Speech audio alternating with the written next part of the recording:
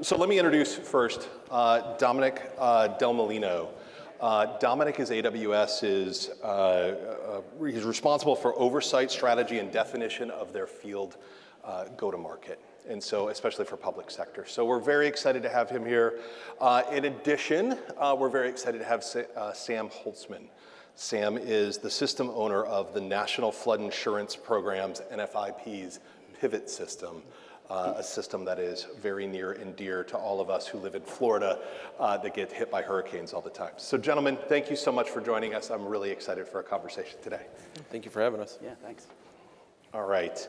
So Sam, let me start out with you first. Tell us a little bit about NFIP's roadmap to the cloud. What's happening there, and what are some of the barriers that you experienced along the way, and how'd you overcome them? Sure. So really have to go back to a few years to tell the story of how we got to where we are and where we're going. So up until October 1st, 2019, the NFIP was working on a mainframe, a 40-year-old mainframe. It took 30 to 45 days for flood insurance policies to become active, claims to come through. The program was kind of blind during disasters to what was going on. So in 2016, after several failed attempts to get off of the mainframe, DHS selected Pivot as one of its 5 agile modernization projects and threw the book out of how do we get these systems in place and replace some of our legacy systems. So one of the choices we made early on was to use OpenShift 3.11 and Go containerization, and it actually made our move to the cloud much easier. So we built the system. We actually became the system of record October 1st, 2019, and then we met full operational capability October 1st, 2020. We actually did it a few days ahead of time and under budget, so that was a pretty big kudos to the Fed and contract team. But we were hosted at another agency's data center, and at the end of 2020, we knew 3.11 was end of life.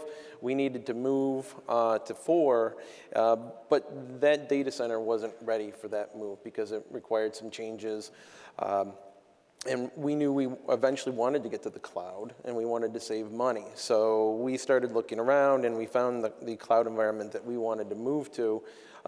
And being containerized really made that move a lot easier. I refer to it like, we didn't have to change the applications. We didn't have to change the databases. There was minimal architecture changes in that regard. And it's a lot like moving the mobile home from one lot to the next. So that was one of the biggest things that really helped us in our move to the cloud.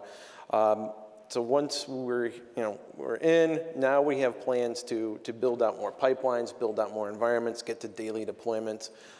But you talked about the issues getting there, and there's some obvious hesitancy with the cloud. How does that look? Security. So we had to work with folks on what it meant to move over there. It's not a full rebuild, right? Your applications are already containerized. They're just being migrated. Same with the databases.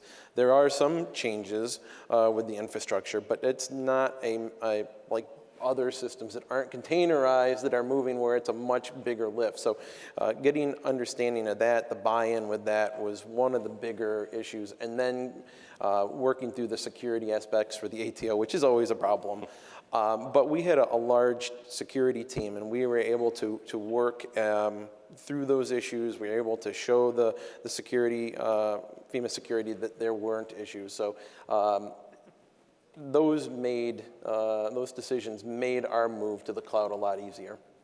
So it's great to hear you tell that story, because it's not an all-at-once story, right? Yep. That hybrid cloud environment, the incremental approach to doing things, maybe starting on-prem, then moving to the cloud, that's not, there's different ways to break these problems down so that you're not tackling all that complexity all at the same time. For smaller systems, sometimes it just makes sense to go straight to the cloud, but for big systems, sometimes there's steps along the way, and I think it sounds like you've really done a good job with that.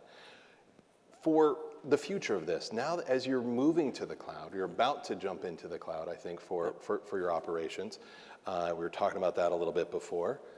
What does that mean for the future of preparedness for disasters? How does that change? How does that flexibility that the cloud brings change that offering for you?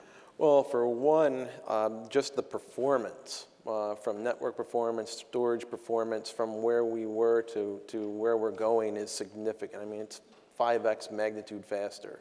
So that means our system works much faster.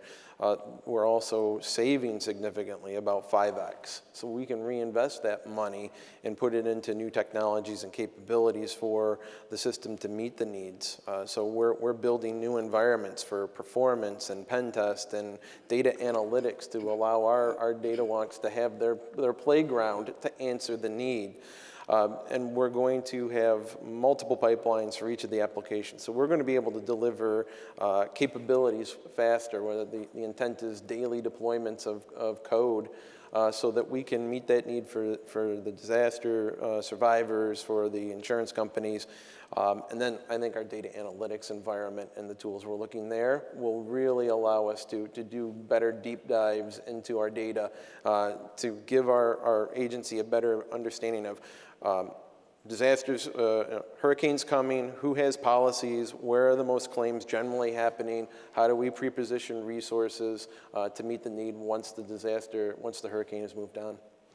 Yeah, that pre-positioning, right? That response in the time, the understanding, pulling lessons learned from the past, applying them more quickly, not having some of the processes that we've always had to deal with in the past of, ordering more hardware, installing it. Yeah. You can't really meet citizen needs when you've got to do all those bureaucratic things in that pathway. Acting like every time is the first time. You got it, right? Yeah. For sure. Those are neat places to unlock from an innovation standpoint. Dom, let me pull you into this. Yeah. So Dominic, we're seeing this a lot. Sam's got one example of this story, but we're seeing this across the government, and I know you guys at AWS are partnering across the government as well. What are you seeing the common activities are that are successful? What's making groups successful as they go? Absolutely, Kevin. And I think there are three things that we've seen successful agencies do when they start migrating to the cloud and they take advantage of it. The first thing is to have kind of a North Star commitment to really taking advantage of what the cloud offers. I mean, absolutely, the cloud has to be able to do everything your current legacy data center can do, but that's just table stakes. What you really want to be able to do is take advantage of the innovation that's available from cloud providers. A cloud provider that provides a breadth of services, a depth of services, innovates on your behalf, invests on your behalf, and also gives you that access to new innovations as they appear. So that North Star commitment to understanding that I want to take advantage of what the cloud offers is a real important commitment that we've seen successful agencies kind of put in place as a stake to start with. So that's the first thing. The second thing that we've seen really successful agencies do is acknowledge that getting to the cloud is a team sport. Your developers are probably super excited about the opportunity to get to the all-you-can-eat buffet of services and innovative options that are available on the cloud. But quite frankly, you need to have a team by your side to make sure you can be successful with this. So this means not only your development teams, but your operations teams, your security teams, your auditors, bringing them along with you to understand that, hey, we're making a commitment to go to the cloud, and we want you to be part of this journey. So not only your own organization, but also your partners and vendors. Do you have a vendor that can take advantage of having their capability running on the cloud so they can also provide acceleration for you? And do you have implementation partners and contractors who are cloud savvy, who understand also how to implement something for you quickly, accurately, securely, in a reliable way so it scales for a mission as you need it? And then the third area where we've seen people have a lot of success is they find a way to go fast. And what I mean by that is not necessarily the Silicon Valley go fast and break things, but rather how do we go fast in our environment? What does that incremental approach look like? You mentioned exactly that incremental approach of we've got our applications containerized, now they're easier to move to the cloud. But finding ways to kind of pave the road with an incremental approach using early smaller systems to do the learnings to make sure you can pave the road for the next system to get there faster and faster. So those are the three things I would say we've seen agencies have the most success with. That North Star commitment to full taking advantage of the cloud, that team approach with partners, vendors, and contractors, and then finding a way to go fast. Yeah, I love that, and I love that you break it down into really simple terms, right? There's certain things, and I was thinking about the gentleman from the Air Force earlier today, and and I use this analogy a lot when I'm working with customers, is you've got to go at a certain speed. If you're an airplane, you got to go to a certain speed before the airflow works right to get lift, right? And that you got to be all in enough to get there, to get that innovation up and running.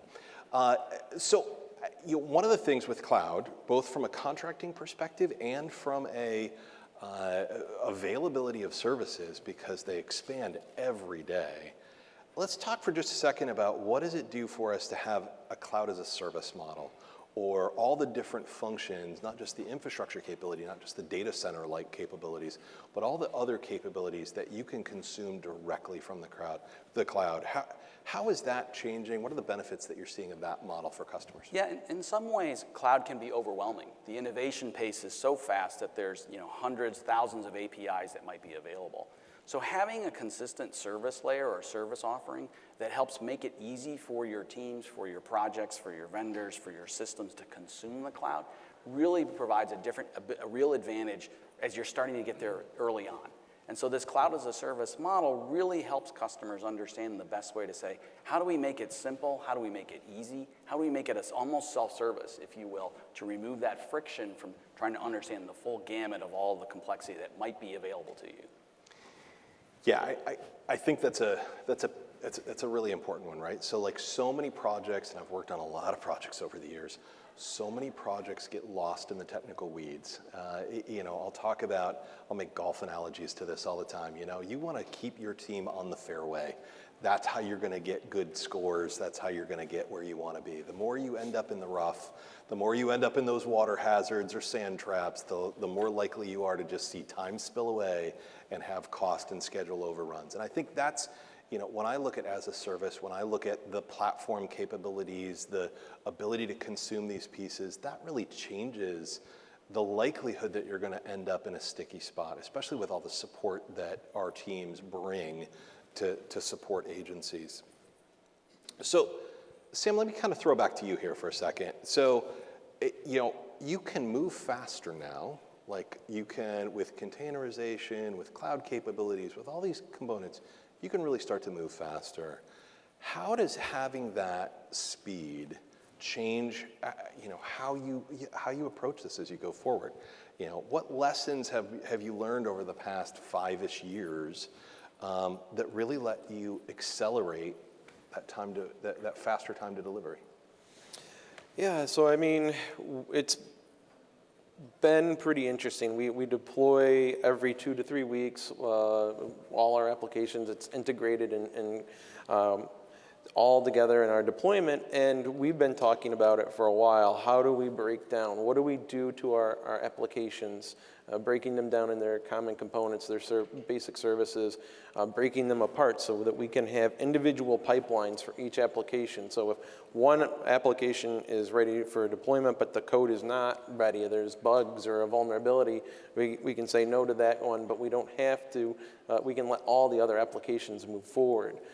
So while it's not as innovative in the private sector for the government, it's a big place to be in. I don't have to stop the entire deployment, and we can move forward and get bug fixes or features out that are needed as quickly as possible.